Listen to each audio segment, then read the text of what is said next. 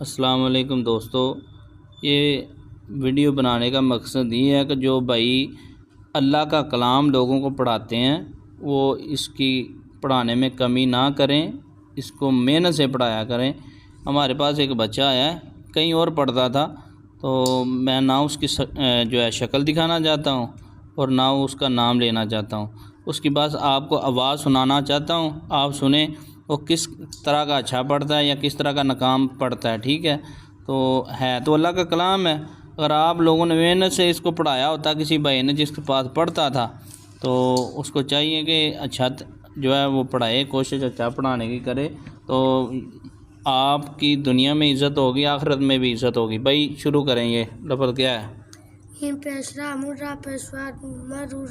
میم پیش منہ نہیں ہے، میم زبر را مر را پیشوا مرو را پیشوا رو مرو مرو مرو را زبر مرو ربا زیا مرو، بس یہ لفظ ادھر ختم ہو جاتا ہے، اگلا لفظ ادھر سے شروع کرو۔